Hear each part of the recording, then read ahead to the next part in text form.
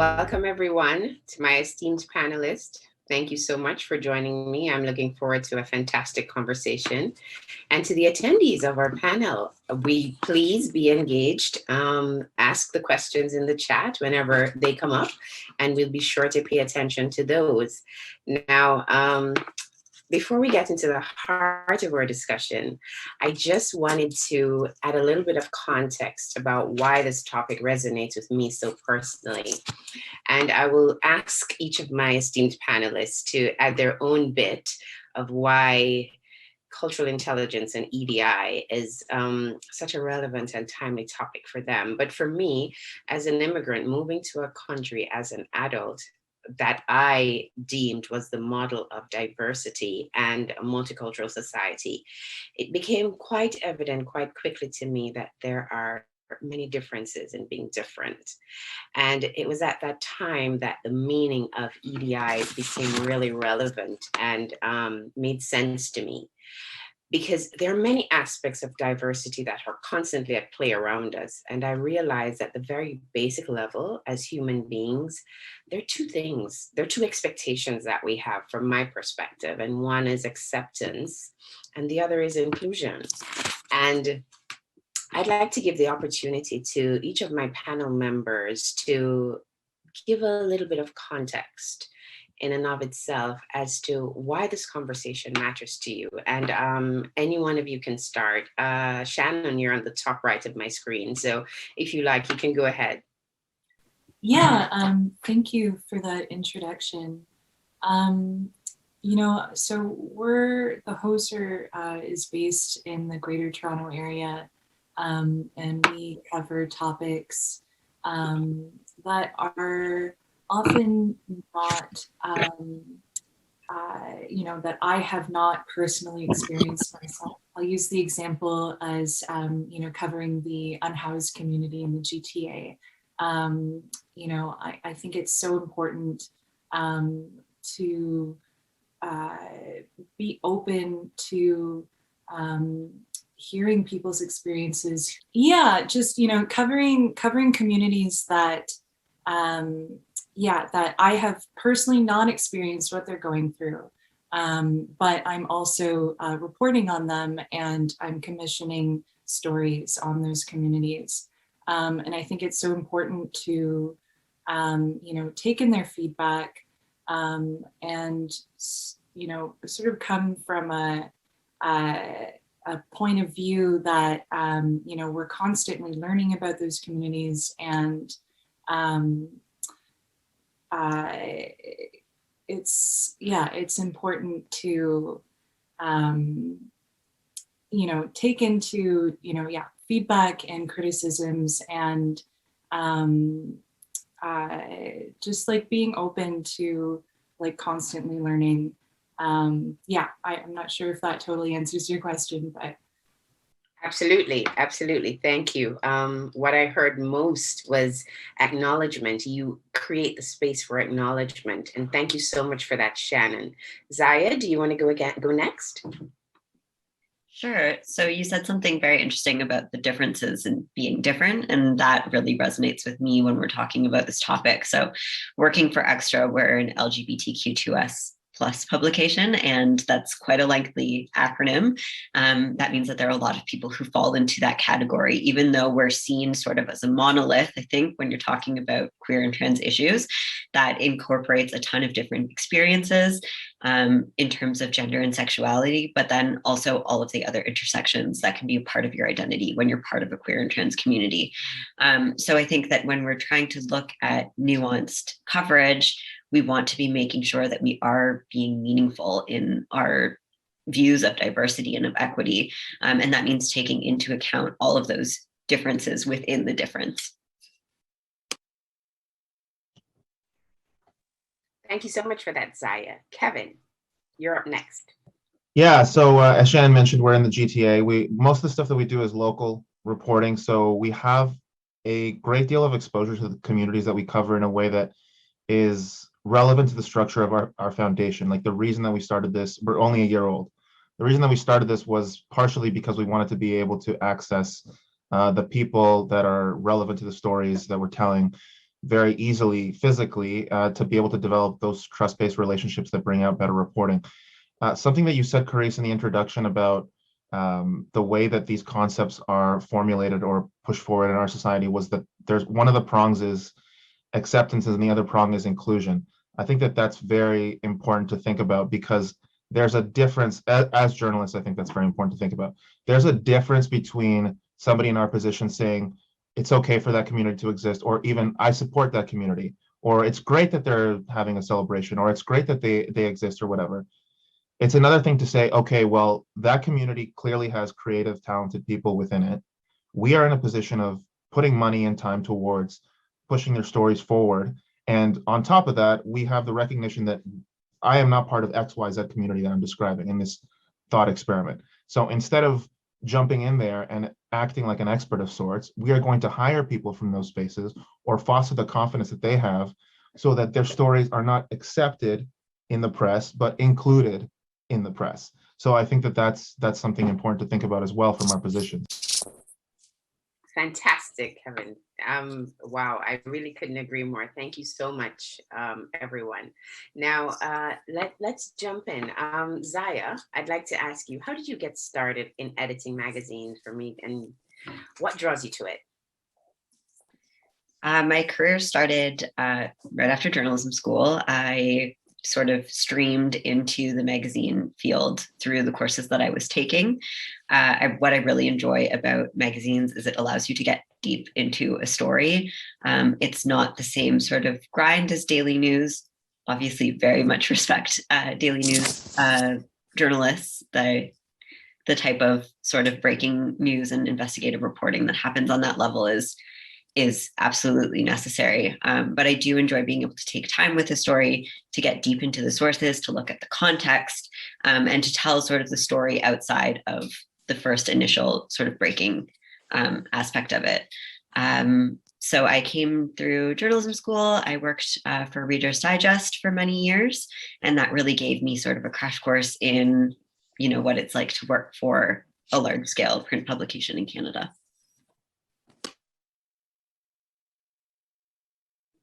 Thank you so much. As editors of publications, Shannon, let me pose this question to you. Do you think we've given enough thought to the types of questions that are asked from us journalists and the way information is presented based on our target audiences?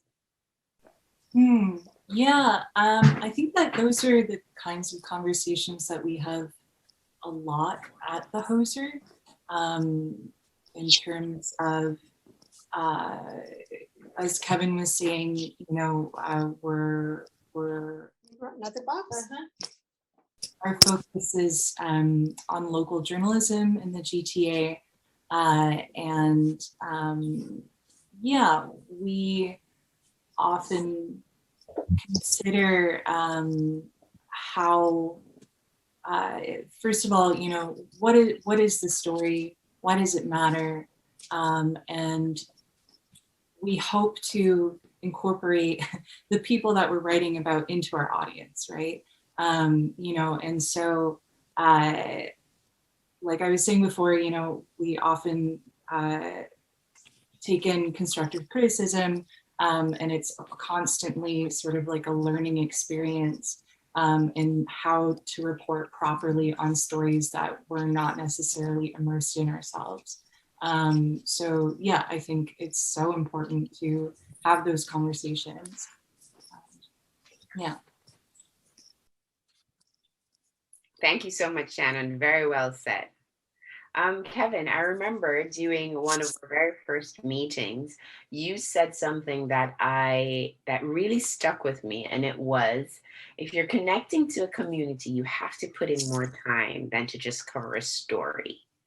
And I stepped away from that conversation thinking so much that because time is such a resource that is extremely limited, especially now when so many of us are just constantly behind our laptops or screens, where just time is something we don't have. So it's always, how do we get just get this done and get it out. But when you're creating, when you're building community and creating safe spaces, it requires that extra investment of time. So I would like to ask you, what part does cultural intelligence play in the way you present information against that backdrop of investing time and building connections with the communities that you represent? Yeah. Yeah. So as Shannon mentioned, we've done a lot of reporting on housing over the past year.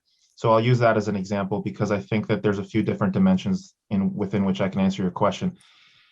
So last year there were several different encampment evictions in Toronto that Shannon and I were present at, like separately, but over time people started recognizing us.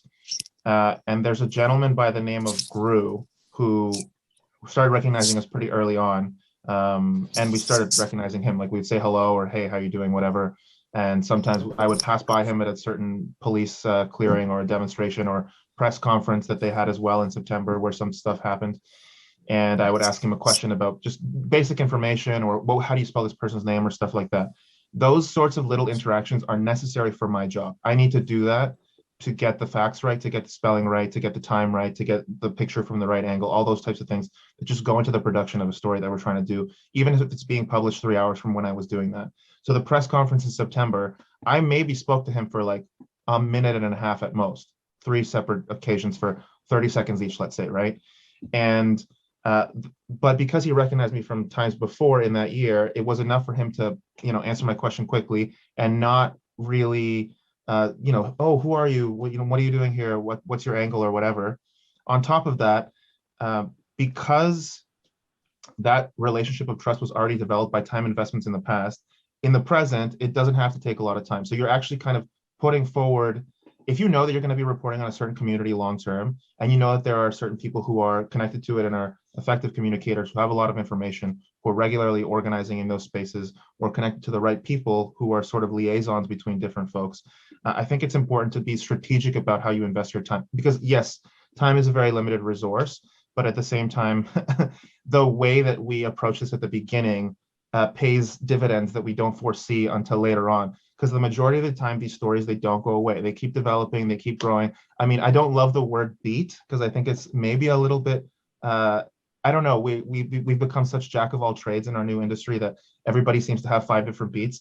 But the concept of a beat is such that you grow expertise in a certain direction, right? And I think that the same can be thought of if you're thinking about a community. You grow in a certain direction based on the fact that that community persistently is present in a city like ours in the GTA and constantly is going to need the sort of attention that requires not just time, but care and trust. So at the end of, we also produce a podcast.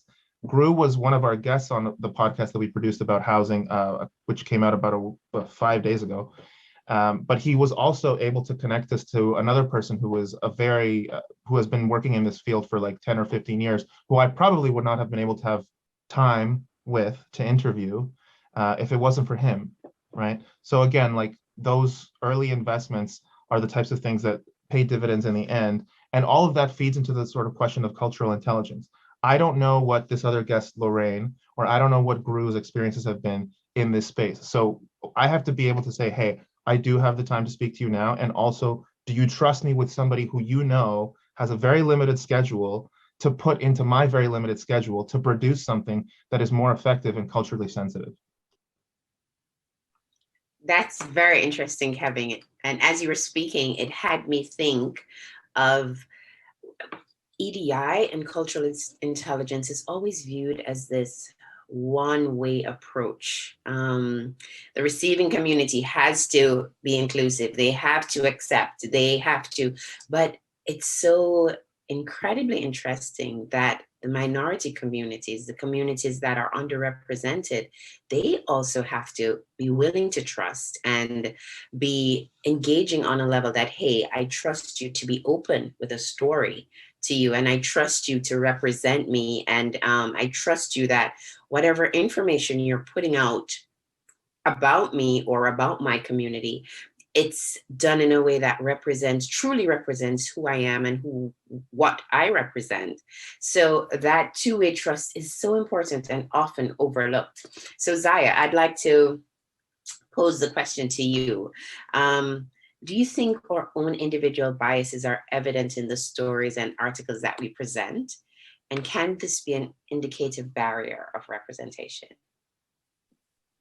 I think absolutely. In recent years, in the media, sort of at large, we've been having more discussions about the so-called objectivity myth. I don't think that any one individual can be completely objective, as much as we'd like to idealize that as a goal. Of course, we want to try to limit the bias that we're bringing to our reporting, but I don't think that it's possible to do it entirely. And especially if we're reporting on a community or about a group of people to which we don't belong, we're going to come in with bias. And can that be a barrier? Absolutely. It can be a barrier in that maybe our biases show through in our reporting. It can be a barrier in that we don't ask the right questions or we don't look at the right angles. We might overlook sources due to bias. And that trust piece that you were talking about comes in as well. I think if the sources that we're approaching don't feel that they can trust us as reporters, we are not going to get the full nuanced story. We might not be able to sit down with people in the same way as we would if we had sort of deeper trusting relationships. So I think, if we are coming in with bias and we are not acknowledging that, we're not trying to move past it, we're not trying to sort of work through what those biases are, we are going to produce reporting that is less nuanced and that is less representative of the communities that we're ultimately trying to cover. That's phenomenal. I love that answer, Ziya. Question as a follow-up, how do we fix it? In the day-to-day reporting of trying to get stories out there, of trying to engage and trying to represent, how do we fix it? I don't think that there's one single way. I mean, we could probably sit here for 3 more hours and talk about the different ways in which we could try to address this issue. One thing that is top of mind for me, just because of my career history, is the concept of solutions journalism. Prior to my job at Extra, I was working to teach Canadian newsrooms how to report on stories using a solutions lens. And for those who are unfamiliar, at its base, sort of simplest form, solutions journalism is reporting on solutions to problems, not just the problems themselves. One way that this can sort of help us when we're talking about covering marginalized communities is this idea that typically when journalists go to cover marginalized communities that don't get covered sort of on a regular basis, we tend to sort of parachute in, tell the most dramatic or salacious or terrible stories that rise to sort of the top, and then we sort of dip out and we're like, okay, goodbye. And a lot of people say, wait, this isn't exactly what's happening in my community. This might be an aspect of it, but there are a lot of people who are helping each other. There are a lot of people who are doing incredible work, who are empowering themselves and others. And so we're not getting that full picture because we go in with a certain idea of what a community's top issues or priorities are, and we're not listening to the people who are actually living there or having those lived experiences. And if we're looking at solutions journalism as a tool, then we're, essentially just tweaking the way that we look at reporting in the first place. And we go in and instead of saying, what are the problems here that we need to uncover as journalists, we're saying, what are some of the issues and what's being done to solve them? And how can it look different? And how can we hold people accountable using those solutions? And I think, that just gives a more nuanced, keep using that word, but a more nuanced view of what's actually going on within a community or within a group of people. Very, very insightful. Thank you so much for that, Ziya. Shannon, I remember in our early conversations, one of the things that you said was reporting in vulnerable communities is a question of trust. I guess as a follow-up to how we engage our target audience when we know that the communities that we represent are disenfranchised. And as Ziya just said, many of these communities are the ones that don't always get the media coverage. And when they do, it's always the ones that rise to the top that may not be as great as we'd like, even though there's so many great things that are going on. What are your thoughts on how we tackle some of this problem of walking the talk of equity, diversity, and inclusion? Yeah, I mean, something that we've done at the Hoser, and we've sort of been lucky to be able to do this because we're sort of running the show here, where we may not have this opportunity if we were working for mainstream media. But the communities that we have immersed ourselves in over the last year will often tell us about, hey, this really great thing is happening, or we're having a picnic barbecue and we want, it's a community gathering, come eat with us, and also, do an article if you like. And so, yeah, I think it's really important to, not just parachute into these communities when something bad is happening, but just always be accessible and present when good things are happening too. And I don't think that we're doing a service to these communities as journalists if we're only reporting on the worst of what they're experiencing, right? And part of also building that trust is saying, okay, hey, I'm accessible, reach out to me anytime. My Twitter DMs are always open. I get phone calls all the time from people I've reported on, or used as sources. Just being open and accessible, and also being there when things are good. So it's almost like you become a part of the community. You become a part of that trusted group. Hey, I'm having a picnic. Come on over. Come eat with us. That's a deeper level, which is phenomenal. Kevin, in this conversation, do you think there's a fear factor at play? Are some topics and conversations off limits because we lack the skills of engagement and cultural competency? What do you think? Yeah, definitely. I think we can look at this in a few different ways. So one of them would be like, let's say Shannon or I are going to report on a particular community that we're not a part of. It would require a deeper time investment and connections that are based on trust that are either established there or established previously to create a better product. And I don't just mean a better product, I mean like an accurate story, because there's certain whispers and messages and notes passed in class, so to speak, that will not reach our hands because of the fact that we're coming into this place as strangers. So that's one way to look at it. The other way to look at it is, again, the people that we hire as freelancers or as journalists to collaborate with us. If we know that there's a particular story that can't be told properly by us because of our lack of vision into that lived experience, into that community, it is incumbent upon us to try to put resources behind a freelancer to empower them to tell that story themselves. So I think that that's another way to think about it. And at the end of the day, too, I think that we have to be conscious of the fact that we are writing things as journalists, and there are certain stories that are going to be personal enough that no matter how close you get to a source or to a community, you're never going to be able to tell that story because it probably is not appropriate for public consumption. On the other end of it, too, I think that there's a lot of stories that are not told because their proximity to power is not, they are not proximate to power. So it's harder to see how they're relevant to the sort of larger city or the larger society.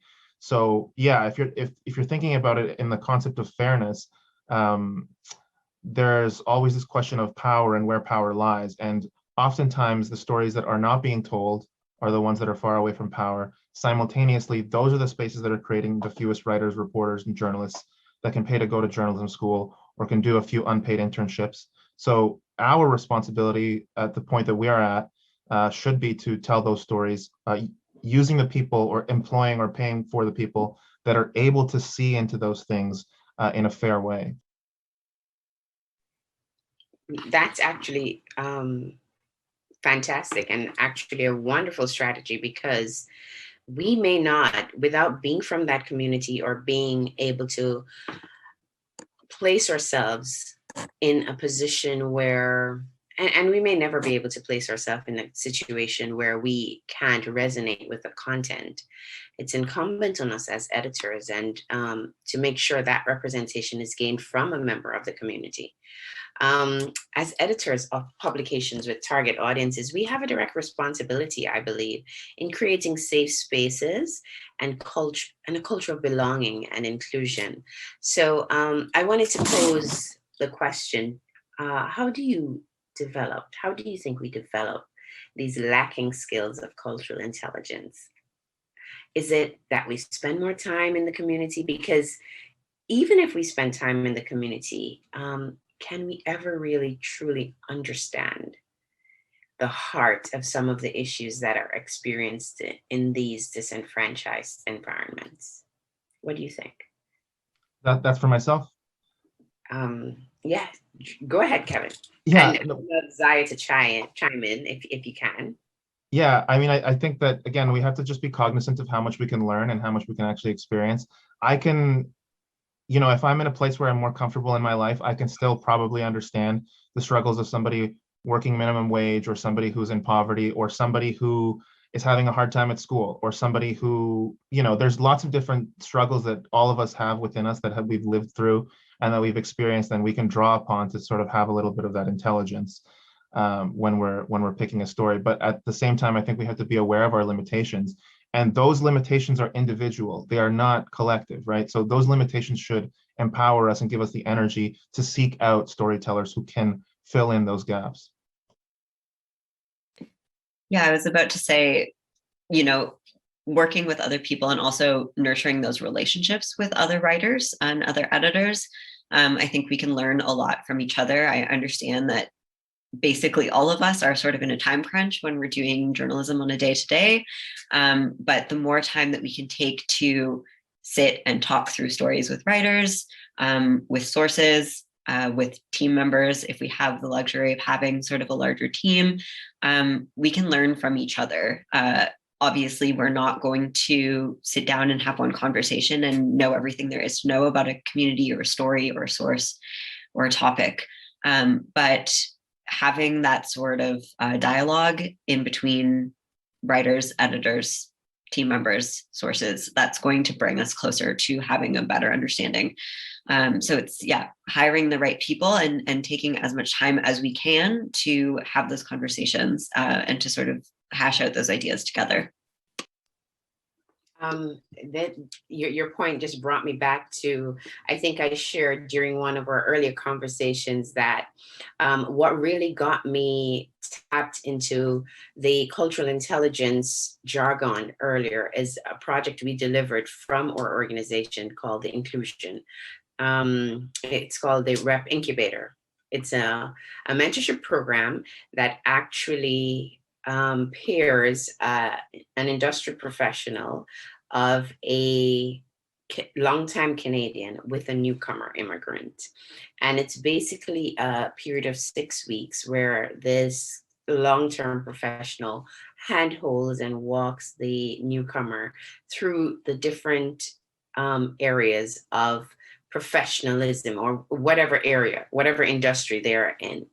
And a vast component of that program is cultural intelligence, because we don't know what we don't know, and each of us have biases, and it's evident in the way we speak. It's evident in how we do things, because especially if you're an immigrant and new to a society and you're part of any minority group, things will be different. And you may not acknowledge that those things are different. And I believe what cultural intelligence allows us to do is, at the very basic level, acknowledge that there are differences and there is work for us to do to acknowledge and include and accept.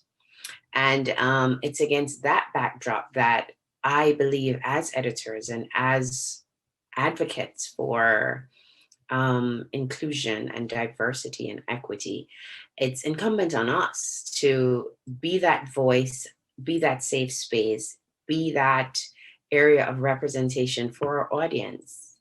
Because in a world like we live now, where there's just so much content, The reality is, if it doesn't resonate with us, we won't get that audience. If whatever we're trying to present does not capture the interest because I didn't manage to meet the needs of my target audience in my title, in my first few words, then that target group will be disengaged.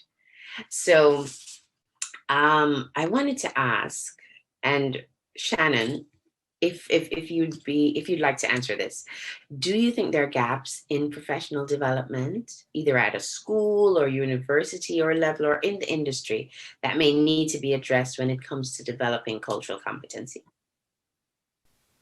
Yeah, absolutely. I'll start with the university system. I studied journalism at Concordia in Montreal.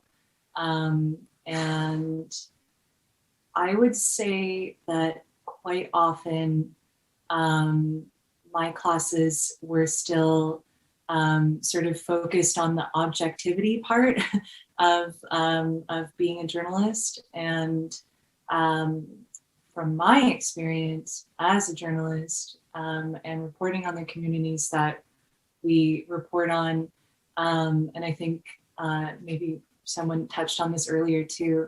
I think that whole sort of school of thought in journalism, we're sort of moving away from that collectively, hopefully, across the country, but especially in independent media. Objectivity is a myth, and we're all human, right? And we all have our biases, and that's just something that we constantly have to work through. And in mainstream media as well,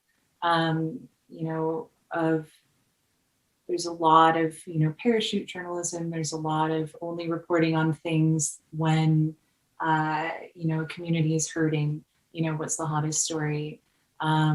So yeah, I would say that there's so much work to do on moving away from those schools of thought and those working models in this country, and really sort of focusing more on, how do we properly represent people and their struggle and strife. Thank you so much for that, Shannon. Kevin, thoughts? Ziya, if you'd like to chime in after, that would be really great, because I really want to hear your perspective on the gaps and how we could, if those gaps can be filled in internships, if they can be filled in school, in a curriculum. What do you think? Yeah, I mean, one of the biggest things that I think is a problem in this country and lots of other places is the journalism school trap. I went to journalism school. I had a very good experience. I would not have met Shannon otherwise. I was at X University, formerly known as Ryerson, but Shannon and I met an internship at CBC that was facilitated because I was taking a university course at the university. So the university has a relationship with all of the news producers in Toronto, which of course there's many, and I wanted to go to CBC. They were able to get me into CBC. There is no way I would have gotten that internship otherwise. If I was not paying $23,000 for a master's degree at that university, I would not have had the 6-week unpaid internship at the public broadcaster, where I met people that I finally ended up starting a media company with. So that is a really big problem. I had to spend enough money to basically buy a car or a down payment on a house 20 years ago to have this experience. And I loved all the people that I met. I have a lot of instructors that I really, really admire. But I think if they weren't employed by these places, they would say the same thing. And quietly, sometimes they do. It's not fair that people from underserved communities have absolutely no way of accessing a post-secondary education that's tens of thousands of dollars. And of course, that reflects in the press. If you look at the editorial boards of the most powerful media organizations in this country, they are overwhelmingly white, they are overwhelmingly male, they are overwhelmingly straight, able-bodied, and they are overwhelmingly people who come from wealth. They are people who are already proximate to power. Those are not the types of people who are going to be looking at the questions that we're looking at today and think to themselves, how can we tell the stories of these underserved communities? Because at the end of the day, that's not who you see at the country club. That's not who you see on your boat. That's not who you see on the weekend. The relationships that those people have with those communities are ones of service and servitude. They are not ones of collaboration. They are not ones of honest employment. And this is only concentrating. So that's part of the reason why I'm very proud to be in the independent media space, is because we are pushing back against some of that. And of course, the question of bias comes up. But at the end of the day, what I would say is my bias is against the old ways of doing this. My bias is towards empowering people who are trying to tell the stories that have been there for generations that have not been told. And honestly, I think that it serves our audience much more than anything else. The feedback that we get from people more often than not is just that we are doing something unique. And if you want to look at it as a business, the unique value proposition is that we're doing something that the big players can't do, because we are constituted and employing people that are structurally absent from the university system and from the internship system. Yeah, I think to sort of echo, for all the reasons that Kevin was talking about, internships may or may not be spaces that we can learn these skills. Because newsrooms are so homogenous, maybe you will get a mentor who is going to be able to walk you through some of these concepts, but you very well may likely not. And the people who you are learning from might have the exact same blind spots as you do. I think, again, if we allow ourselves to take time as journalists to do some of that professional development, there are many groups and many individuals who come from certain communities or who are, trained to talk about specific issues. I'm thinking of, for example, Journalists for Human Rights has an Indigenous reporters program, and they go into different newsrooms and they do sort of like a crash course in how to report on Indigenous issues. There's tons of stuff like that out there. And if we allow ourselves to take the time and give our newsrooms these resources, that's, I think, a step in the right direction. Obviously, an hour or two of training is only going to get you so far. But prioritizing learning and prioritizing professional development, I think because we're so strapped for time and resources, that's not something we often take the time to do. But I think that it could benefit us in the long run.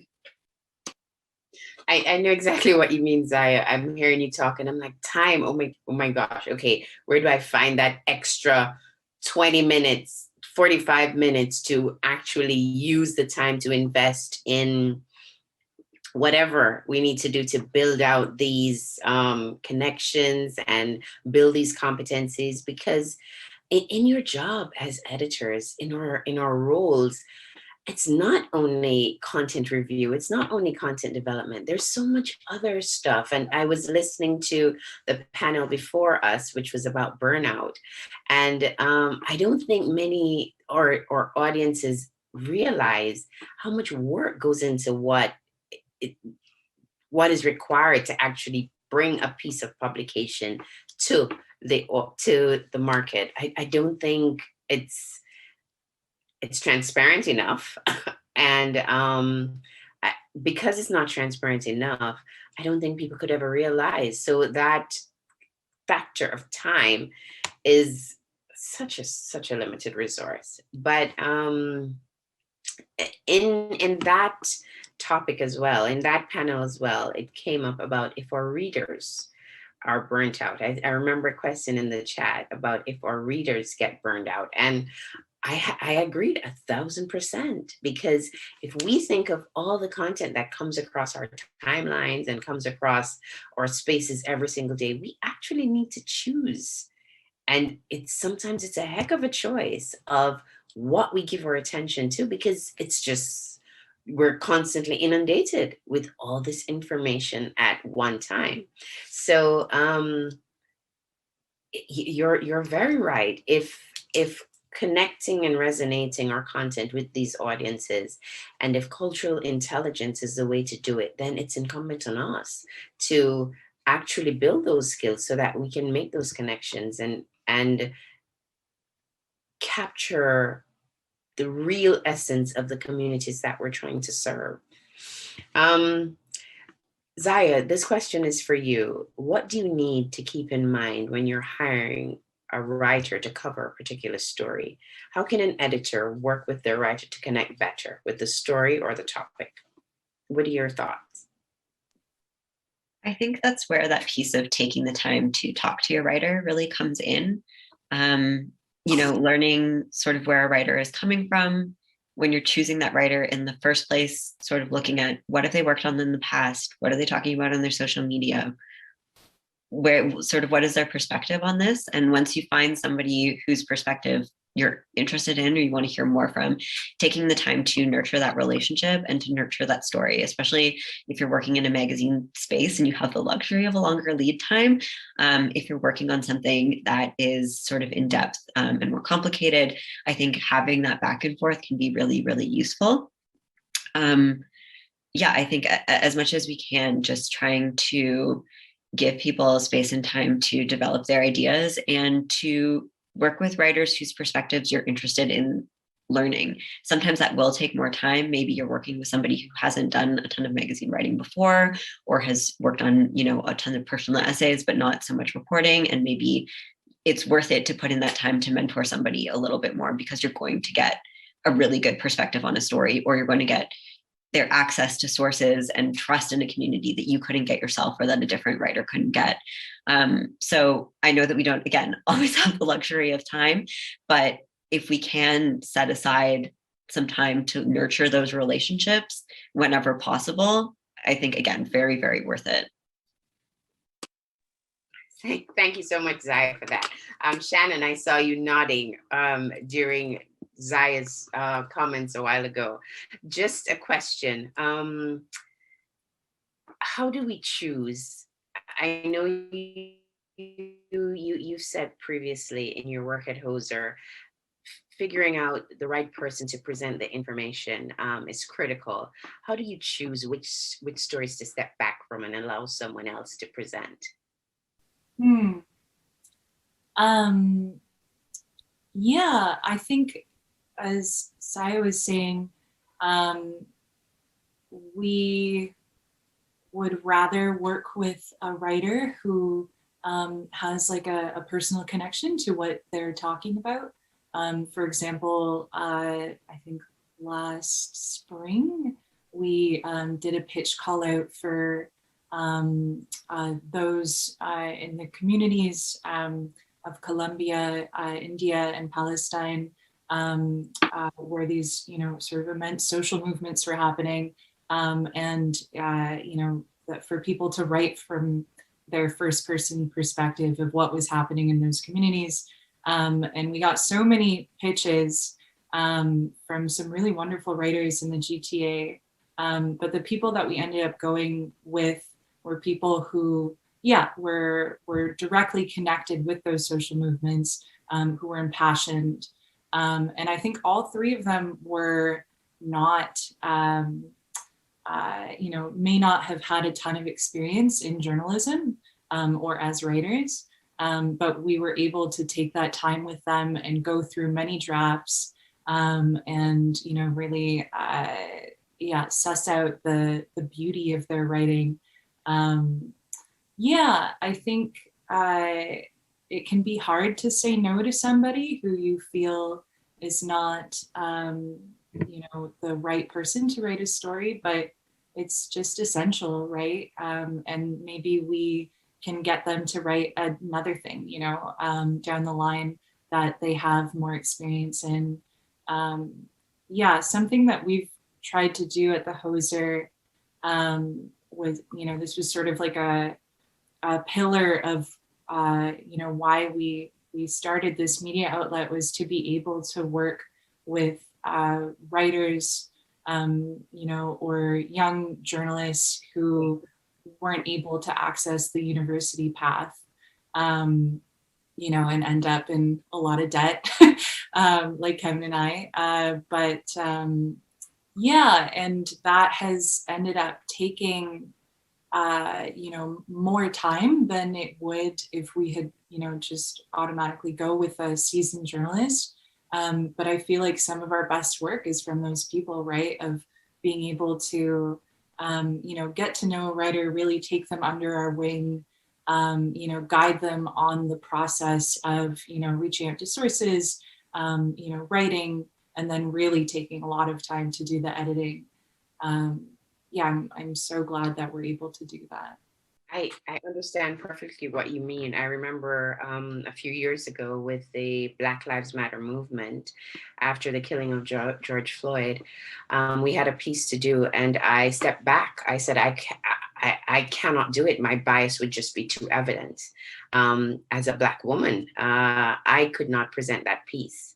So I think I understand exactly where you're coming from, Shannon. There are times when, as editors, we need to be aware that sometimes it's creative work, and our work comes from who we are. So sometimes it's important to understand where you are as an individual, and where your perspective may override what you're trying to present and the audiences you're trying to present to. So the final question that I have, and I want to pose it to all my panelists, what advice would you give to editors and writers that are just starting out? I know, sorry, Shannon, you just spoke. Kevin, would you like to start? Yeah, I think the first thing that I would say is think about what type of stories are not being told, which is an obvious one, but let that lead you towards who is not being employed in this industry.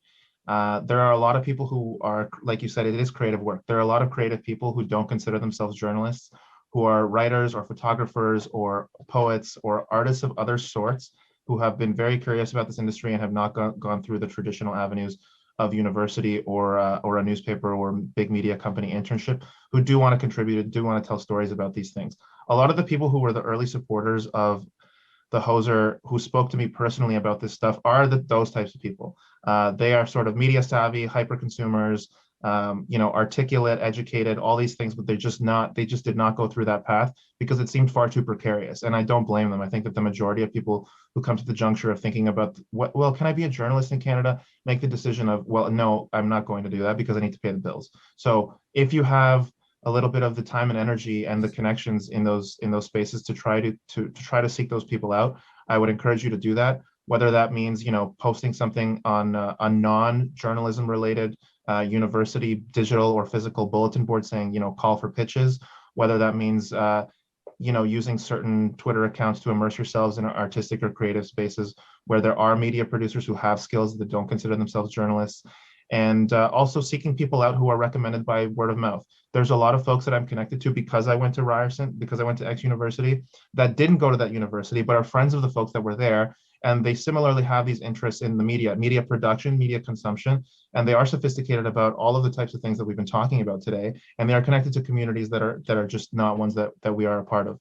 So yeah, when we have that decision-making power as editors, I think those are some of the strategies that we can employ to try to change the way that the journalism landscape looks in this country, to hopefully create something better for the coming generation. Ziya? Thank you, Kevin. For writers, I would say pitch as much as you can. It's good to get your name out there. It's good to practice pitching. It's good to sort of get feedback on what a publication is and isn't looking for, which hopefully you'll get if you send those pitches. Just putting your name out there, trying to generate as many story ideas as you can. If you're not on staff somewhere and you're trying to sort of get into the freelance route first, and build up your portfolio that way, that's huge. And I think also, if you can, to seek out mentorship as much as possible. I would simply not be where I am today if I didn't have mentors. I think it's hard to break into the industry. Life becomes a lot easier when you have someone who can send you contacts or make introductions or take a look at your pitch and say, this is working and this isn't, before you send it off somewhere new for the first time. Mentorship can look a lot of different ways. It can just be, messaging an editor that you worked with once and saying, can I have a coffee with you? Can I buy you a coffee and go over a couple of ideas? It can be trying to foster those relationships with people that you're working on with, if you're on staff or if you have an internship. If you have the luxury of going to journalism school, it can be keeping in touch with professors or instructors. Not everybody's going to be receptive to being a mentor, but I think that there are a lot of people who are, especially if you yourself come from a marginalized community and are working with other people who are also part of those communities. I think we are all just trying to survive in this industry. And if you can get help from other people, absolutely seek it out and, provide it in return when it's your turn. Well said, Ziya. Thank you. Shannon. Yeah, no, I totally agree. I think, pitch as much as you can, write as much as you can, and immerse yourself in the communities that you want to write about. And I totally agree with Ziya, like reaching out to people whose work you respect and saying, hey, do you want to go for a coffee or a beer? And just, talking, just go talk to as many journalists as you can. This is such a hard industry to break into if you don't go the normal university internship route. And even then, it's very hard. Make friends with us, reach out and immerse yourself in the communities. Thank you. Thank you so much, Shannon, for that. I keep looking at the time, and I wanted to ensure that we were able to cover the questions that came up in the chat. So we have a question from Michelle. How do you navigate the line between reporting and advocacy, particularly as you build trust with the groups whose issues you're covering? I don't know, anyone can take that. Kevin, probably? I can jump in there, actually. Or perfect, Shannon, sorry. Yeah, no problem. We try not to worry about advocacy too much with the Hoser. We focus on the facts and the truth and, the interviews that we get with our sources.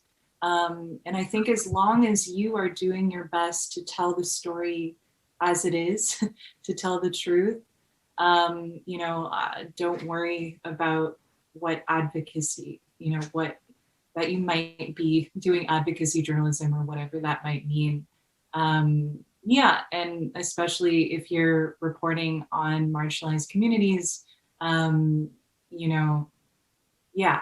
just want to do the story right and to get their voices out in the world. That's my take personally.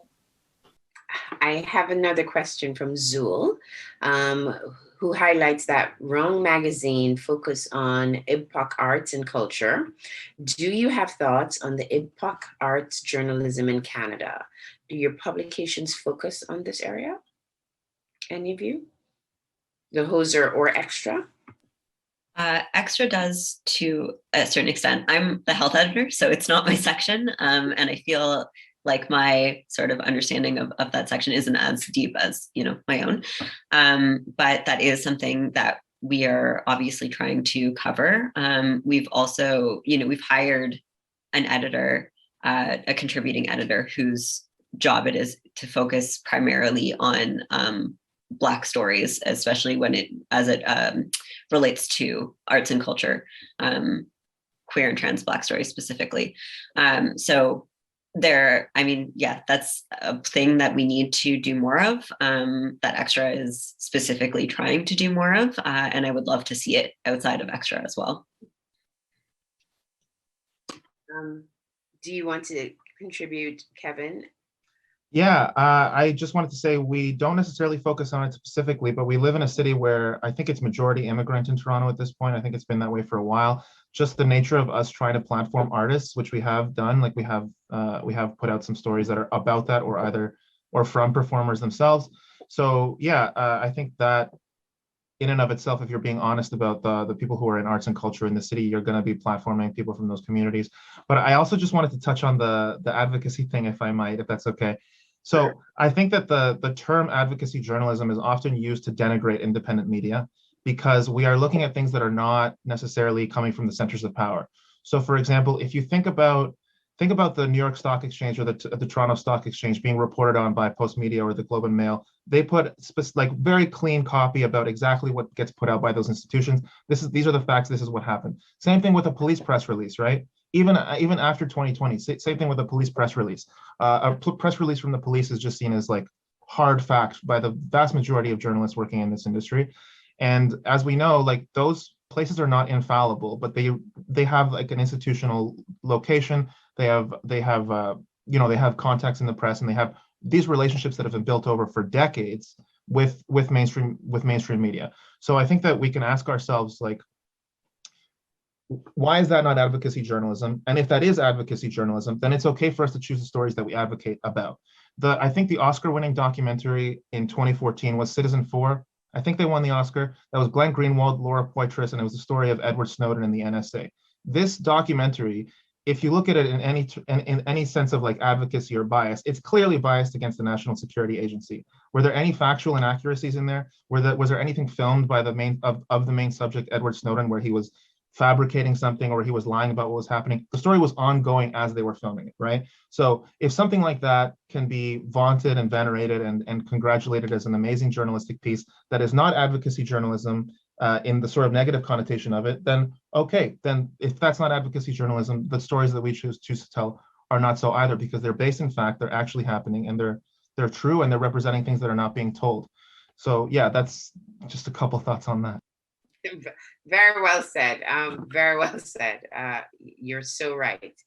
I wanted to go back to the question on arts journalism in Canada. Here magazine or publication absolutely does cover that. One of the things that we do as well is we don't only encourage pieces from established journalists or writers.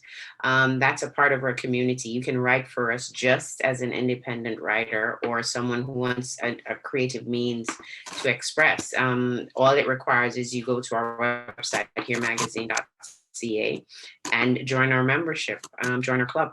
And in joining our community, you're able to put your pieces out into your own blog, and it will come as your own publication. So that's something you could probably check out, Zul.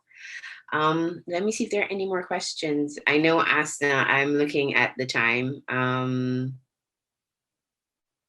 Sylvia's asking if it helped that Snowden was a white male. I was going to say, I think similarly, advocacy claims are used to denigrate journalists who come from any marginalized background. I think, if I'm reporting on trans rights, obviously I believe that trans people should have rights. I believe that I should have rights. And if I can't go into a story with that viewpoint, I don't know that I want to be working a job that says that I'm not allowed to believe that me and my loved one should have rights, I get it 100%. 100%. And then let me say a very, very deep thank you for a very great, interesting conversation.